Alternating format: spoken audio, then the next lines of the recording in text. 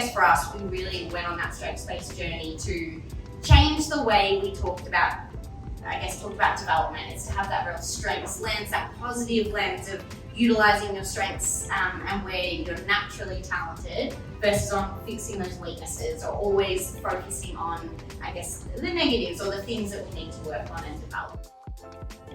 It's a really good question, Carolyn, because I think every organisation is always trying to answer that piece around how do we get our learners motivated, how do we hold them accountable, or how do we get them interested enough to actually just want to jump online. It's their job to go on that journey to identify with the systems what they need as they go on that journey.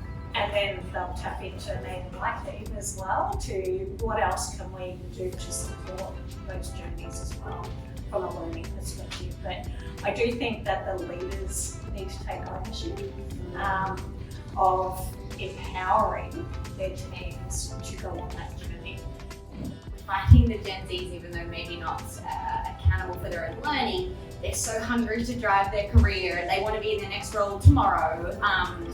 And I think it's about, so they're quite keen to kind of build that network or to put themselves forward. And I think utilising that mechanism of social learning, mentoring, coffee chats with different people in the business, to use that as a mechanism of learning. But it's actually, where is the embedment of that, and what is the requirements and accountability that that individual has to take back to use what they've learned? I don't know, we're quite a small L&D team and we're talking to budgets at the start, budgets not finance. So we often, when talking development plans, the classic known model of 70-20-10. So it's not all just about, your formal learning programs that, that HR learning or the L&D team might invite you to or put you on, or even the e-learnings that you can self-drive. It's about 70% is that on the job. It's what extra projects can you do, projects can you do, what stretch can you do, what are you learning from your peers and your colleagues. That 20% of that social learning, is it feedback, is it mentoring, is it that network with others? And then that 10% is super important and what we all love, and we need to do those things. But when we talk development plan, we definitely don't just talk L&D, we talk all those three.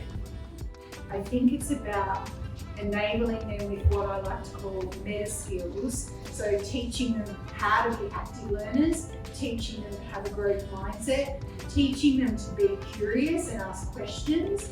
So Ray was talking about this at Melbourne Water and how fundamental it is as a kind of underscore to what we're doing with learning, because if you're building these empowerment skills, these meta skills, the skills to learn skills, you're actually personalising that journey for that individual, because they'll find the learning, they'll go to LinkedIn, they'll go to